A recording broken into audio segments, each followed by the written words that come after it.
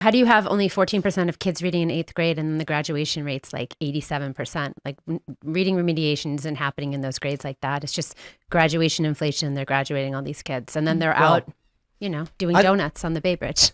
I think public schooling has been a scam literally the entire time.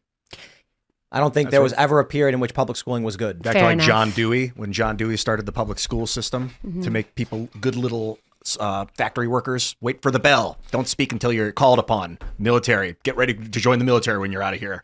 Sit still. Be silent. Follow orders. Like that's they like in the 1920s or something that they built that. I'm not going to sit here and like defend the origins of public education or what it wanted to achieve. I just think right now it's a really key piece. And like you talk about the culture war, Tim, and about, how do you win a culture war? You engage in the culture. And I think for a long time, conservatives haven't engaged in some of these areas. And so with the schools, we have to engage because we'll lose our country eventually if we don't. It doesn't matter what we do. If the schools continue the way they are, then we'll lose the country. You think it's because there's too many kids and there's not enough teachers? Why no. they're just shoving kids through without making sure they can read? Like they don't have enough attention? I think the problem is schools shouldn't exist. They're just poorly constructed, organized, like they're just boring as hell. I mean, I thought it was boring as hell. It should all be pod-based. Schooling in this country should all be like Small scale. Super small scale of like local parents taking turns, like farmhouse style kind of. Yep. Yeah. And the problem is that we just decided to give up responsibility for raising our children. Yep. So the example I often cite is you go back 100 years and the son works with the dad. Dad goes to work and the kid goes to help him. Nowadays, dad goes to work and kid has no idea what his dad does. And then the dad comes home and says, "What'd you do in school?" And he was like, "Nothing." Yep. And so what do you get? It's obvious. You get you do this for 3 generations. You get a generation of people who have learned nothing from the past. They've acquired no skills. Someone super chatted us. The reason why the boat crashed into the Francis Scott Key Bridge is because boomers weren't passing anything down to the next generation.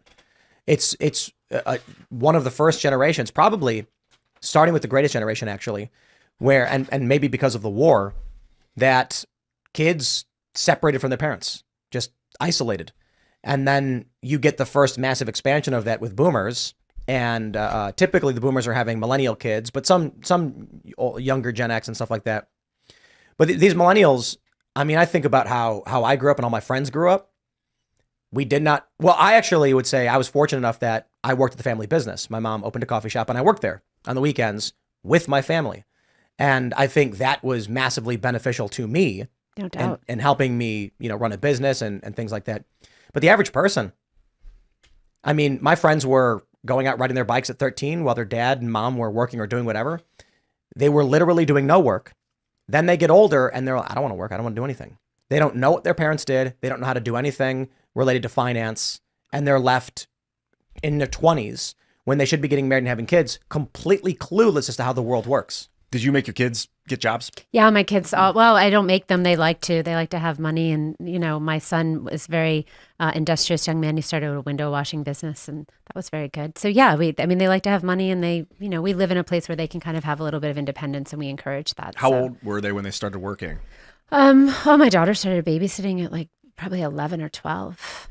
Yeah. That's a good age to start working. Yeah, That's when I was started great. at 12. I started walking a dog, the neighbor's dog. Yep.